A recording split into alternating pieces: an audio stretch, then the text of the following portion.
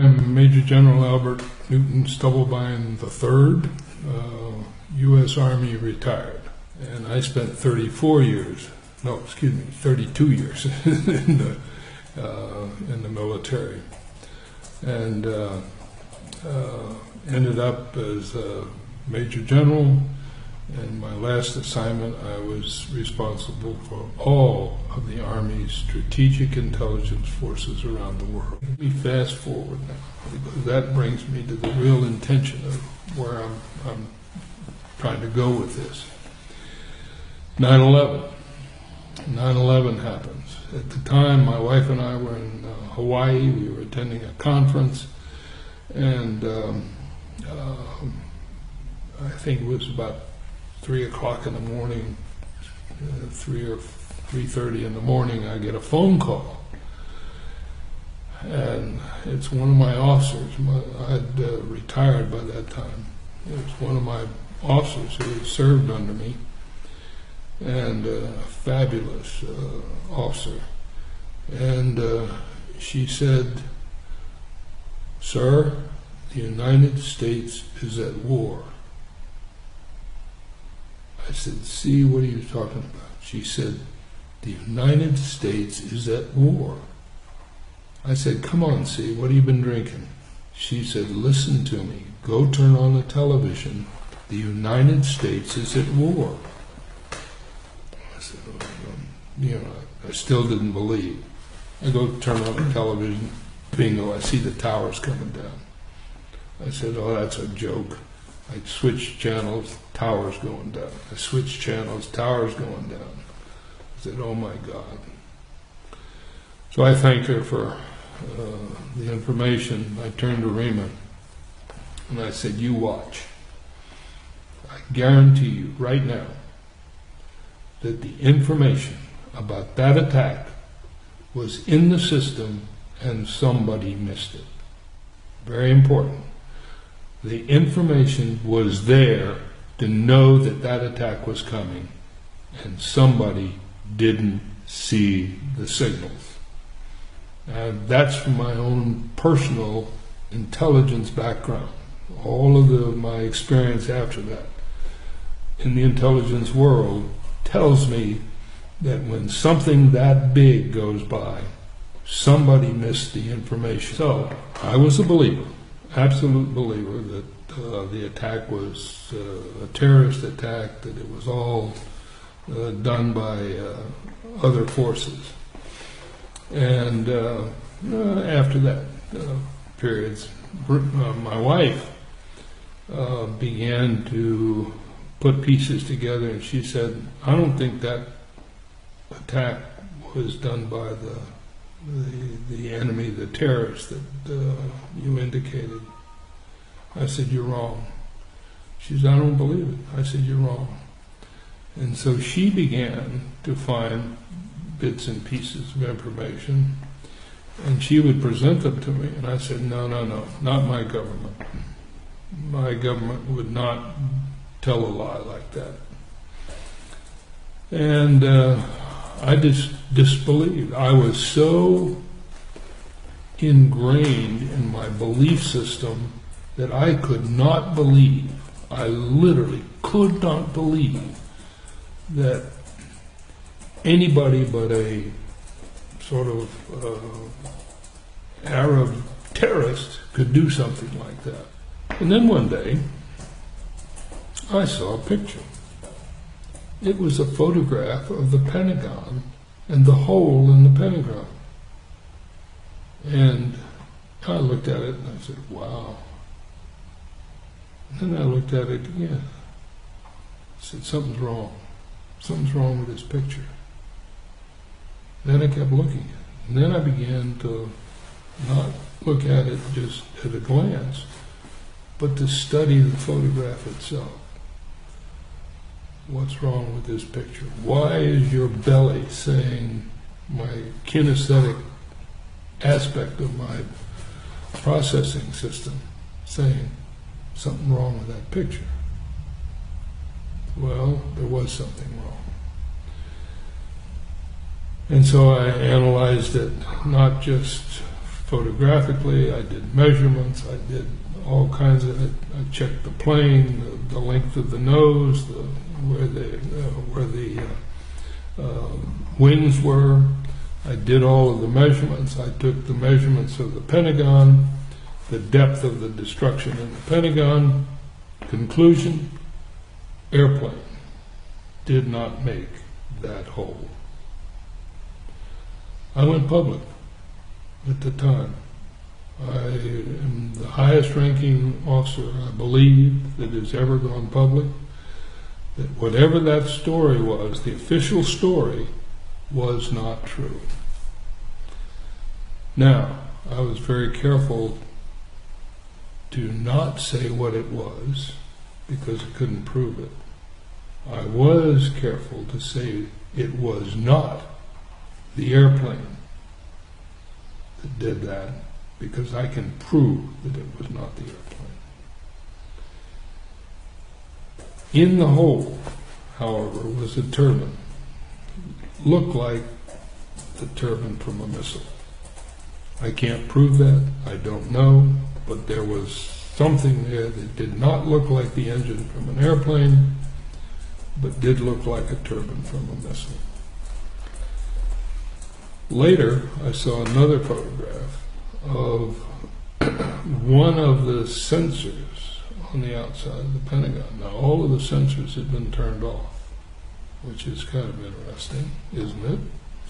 That day, why would all of the sensors around the Pentagon be turned off? Ooh, that's strange.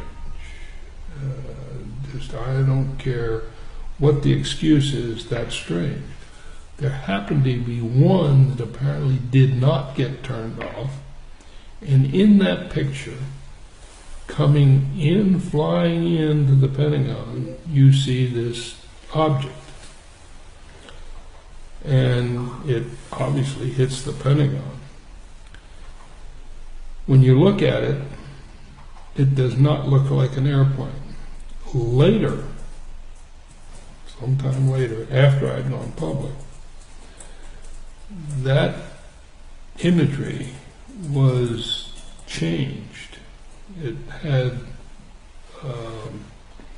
it got a new suit around it that now looked like an airplane. But when you take the suit off, it looks more like a missile, not like an airplane. Let me go back to the next, I think, very important piece of information. The amount of energy required to melt the girders, the steel in the tower, cannot be gotten to a melt point with the fuel that was in the airplane. Not possible. So any melting did not occur as a result of the hit from the airplane. Point. I call it dot, okay? Dot. When you look at the tower coming down, what you see are, at each floor, successive puffs of smoke. Puff, puff, puff, puff, puff, all the way down. What are the puffs of smoke coming from? Well, they claim they're from the collapsing floors. No. Those puffs of smoke are controlled demolitions. That's exactly what they are, because that's exactly how they work. And so the fact that the airplane hit, it did not cause that collapse of the building. The collapse of the building was caused by controlled demolition. Fact. Building 7. Silverberg, I believe is the name of the owner, was on video, and you could see Building 7. You could literally see it. And there was a fire in Building 7. There's no doubt about that. No airplane hit it. I assume that the fire came from some debris, but I'm not even sure of that. but in the lower right-hand corner of the building was a fire. Not a very big fire, didn't appear to be out of control, certainly was in a small part of the building. But then he is heard on the video, okay? And he says, "Pull it." And then the building collapsed. What does pull it mean? What do the words pull it mean? Let me tell you. That's the order for controlled demolition. That is the phraseology that's used for blowing up something. And that's when Building 7 blew up. I understand, I can't prove this, but I've heard that he had just reinsured the building for damages caused by such things as airplanes hitting it or some objects hitting it that had not been in the original contract. Now, I can't prove that. I don't know, but I've heard that. There was another data bit. All of the air defense systems in that part of the country had been turned off that day. All of the air defense systems had been turned off. Why? Apparently because the vice president was out in Colorado and he ordered them turned off. Why would you turn off all of the air defense systems on that particular day unless you knew something was going to happen?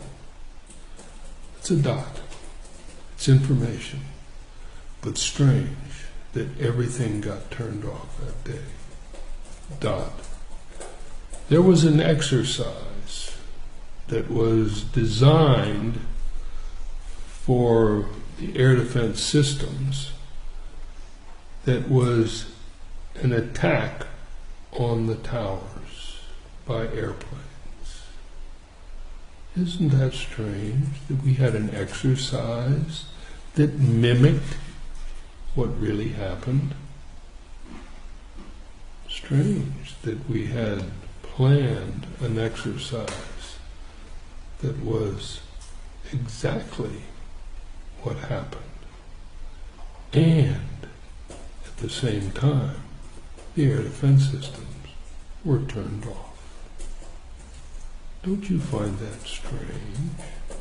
I find that weirdly strange. Dot, yeah, just a piece of information.